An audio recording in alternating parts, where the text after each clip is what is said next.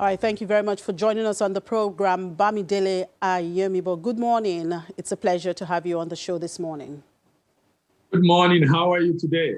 Very well, thank you. Well, this week I know has been very busy one for stakeholders like you, as you have been having series of meetings regarding the implementation of the AfCFTA. Tell us, what has been the major conversations around this? What has been happening is the putting together of the processes that will enable individuals in Nigeria to be able to obtain the certificate of origin, which is a critical document that makes your product eligible for export under the AfCFTA. In addition to that, also we have we're also expecting the release of the tariff schedule negotiated by the Nigerian government that will be able, and the one for other countries to be able to know in Nigeria what are the products that will be on the sensitive list, non-sensitive list, and also the exclusive list. And also we expect a lot of sensitization to begin to come on now. I know National Action Committee is working a lot to make that happen in the coming days. Okay. The Nigerian Customs Service on Tuesday announced the mandatory guideline to what would ensure the smooth implementation of the AfCFTA. One of such is the need for each member country to have a representative in the Continental Chamber of Commerce. How important is this as a guideline, and how would this help in proper implementation of the deal? I think it's a very important point that Nigerian Customs made. Like I said, each country have the negotiated tariff schedule, which will determine what can come in, what is under sensitive, exclusive, and non-sensitive, and having every representative in that country providing information for each of the tariff schedule and information about their country, I think is important. But more importantly also is, one of the issues we have under the ETLS in West Africa is the fact that when I have issue, it's not so easy for me to make that issue known that, okay, I have a product, the product I have right now is eligible under ETLS, and I'm not allowed to come into a country, or I'm allowed and I have to pay duty. With this Chamber of Commerce, representative for all countries, it becomes a lot easier to pass message across. It becomes a lot easier to get across to the custom of every country through the representative at Continental Chamber of Commerce. So I think it's a very, very important point that customs have made. Yeah, you talked about the tariffs. Of course, the Nigerian Customs Service indicated that they are still awaiting the clear directive concerning that for all goods covered by the AfCFTA. Now, does this bother you at this time, considering that we have been on this AfCFTA matter for such a long time, and up till now we are yet to be clear on the tariff? Does it bother you? Chimeze, you should remember that Nigeria did not sign this agreement on time. And it was just late last year that we actually ratified. So for me, it's just a sign. The reason why we're having this at this time is just because we did not start on time. So I'm not surprised at all, because we didn't sign on time, we didn't ratify on time. If AfCFTA had started July 1, like was planned last year, we would not have been able to be part of it, because we delayed till December before we ratify. So I'm not surprised. I'm concerned because we're not able to start on time, but I'm not surprised because we did not sign and ratify on time. So I expect that. In fact, I was talking to someone, I said, in my opinion, I'm not sure we'll be able to do any shipment under AfCFTA. Probably, I'm looking at maybe third month of the first quarter. That's sometimes in March, because when the certificate of origin detail how to obtain is out, then each person will apply, and they have to go through a process for those products to be eligible for export under AfCFTA. So maybe that will be done for the whole of February, so we can begin to see shipment from the month of March. Okay, looking at preparedness now, are you confident the Nigerian Customs Service is prepared to fully deploy its service at short notice? I don't think so. It's a civil service, it's the bureaucratic process. I don't think so. I think Nigerian Customs Service needs to really step up their game. The challenge I have with a number of our agencies is they are not business-like in the way they handle their issues. For example, at the port, we have delay. We have a truck being delayed. Truck are unable to enter on time. Goods are being delayed. The new process of CBN has made them to have some backlog. And someone will still not be available when it's supposed to be available. Someone will see clothes at the right time. They are not having to work overnight or do shift to be able to clear the backlog. So I'm not sure. I think there should be a lot of reorientation in custom to really do that job of trade facilitation, which is one of their primary objectives. Now, another issue that the Nigerian Customs raised, of course, is the issue of the duties and charges, and they're saying they're still awaiting, the National Committee on the list of duties and charges waived for liberalized goods under this deal, as well as the list of 90% liberalized national trade offers.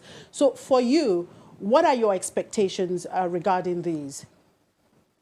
I'm also eager to see that list. I'm very much eager to see that list because that will help a lot to know what the government is thinking in terms of what should be on the exclusive list and the rationale behind what is on the exclusive list and what should be on the sensitive list and the rationale behind the non-sensitive list also. I'm also eager to, in fact, we've been asking the government body concerned about this, and they said they are already working on it, that it's actually in process.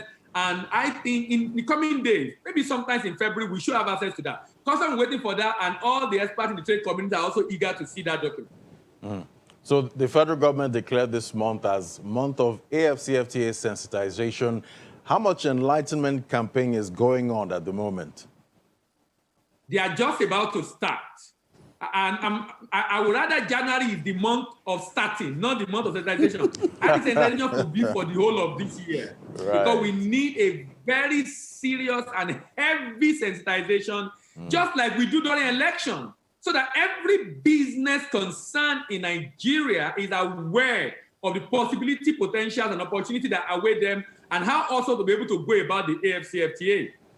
Okay, now I know you've been having meetings with the different stakeholders, and we know that one issue, I think you did mention that the rule of origin. How much of understanding do businesses have regarding this? Because this is very important. That's the game changer for any free trade agreement, the rule of origin. Because what rule of origin does is to ensure that a third country who is not a part of that agreement does not have easy access as the state parties or contracting party who have signed and ratified that agreement. In the case of AfCFTA, just like any other agreement, you typically will have the products that are deemed to be originating from Africa, which can be value addition, the level of raw material in the product, value addition, and processing. So for ETLS, for example, you expect about 60%, and I think AfCFTA is also 60%, but the detail also will be made available. But I think the raw material level is about 50 to 60%, depending on the nature of the item. But the idea is, if you say, I was talking to someone on this, one of the companies in Nigeria, about those that are sourcing their raw material from outside. In fact, we had a program with Man yesterday, and I raised this issue about the fact that a business sourcing its raw material from outside the continent. We need to rework the supply chain in order to see the possibility of sourcing that raw material from within the continent, if such a business is going to be able to enjoy the benefit of AfCFTA. Because when you source raw material from within the continent, that product, and it's about 60% or even 70%, that product can be deemed to be originated from Africa. So also processing that will change the tariff heading of a product such that you are bringing in a product, by the time you finish processing, maybe the product coming as a concentrate, now it's a juice. So the tariff heading of the product have changed. Such a product also, because of the process that I've done, is deemed to be originating product. So also for value addition. Value addition that increase the value of that product from a particular amount to another amount. In ETLS to be about 30% in increase in value. That's also deemed to. But the idea of it is that you are substantially processing, producing, adding value to that product on the African continent to be able to enjoy the benefit of AfCFTA, which is to be able to ensure that we create jobs and wealth on the African continent. Okay, the Nigerian Office for Trade Negotiations in its guidelines for export to AfCFTA countries noted that the Nigeria Customs Service will be the issuer of the AfCFTA Certificate of Origin. Do you have any concerns on this? Now, I'm very concerned about that. Very, very concerned about that. Even though the statement says ratified by, now, there's a concern about what NOTN issued. And I'm hoping in the coming days, National Action Committee, together with Ministry of Commerce, will come out to tell us how exactly it's going to work.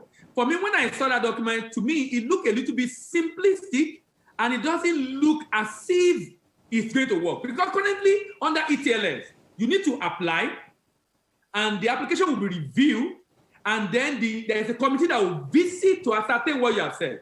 The way that document is like, I will just apply and get the document, and then I will go and get it. There should be a committee that will ascertain that if I claim this product is from Nigeria, it's only Nigeria, they will come and see the factory. They will come and check to be sure indeed that is the situation. So maybe at the end of the day, the document will now be issued by customs after a private a body have reviewed it, which include public and private, so it can be a bit business-like. And I am also recommending that such applications should be online. Currently, under ETLS, people have complained about the fact that they apply for such, even though it's supposed to be free, they are paying for it because of, understand the issue of corruption in Nigeria. But in this case, the committee meets that time about twice, once in a quarter or once in 2 months. I think under AfCFTA, the committee should be meeting every week because there will be a lot of application, and the committee should not just be centralized. It should be in every zone of the country. But maybe the document will be issued centrally. But we should have a committee that will be able to be in every zone so that it'll be easier to assess the factory and be able to get this document out. But leaving it alone in the art of custom, I think will not be nice at all. We know already what issue many people have with custom on the import side. They can be alone in charge. I think it's going to be a public-private partnership in which there will be Ministry of Commerce, Industry and Investment, Ministry of Trade and Investment. Then, of course, the Nigerian Promotion Council should be part of that committee, and a number of other stakeholders like NASIMA, LCCI, and the like. All right, is sensitization month. That's what the federal government said. Yeah. So we'll continue to talk about that. Thank you very much, Mr. Bamidele. Thank you. Trade expert. Thank you for having me. Commodities market update is next.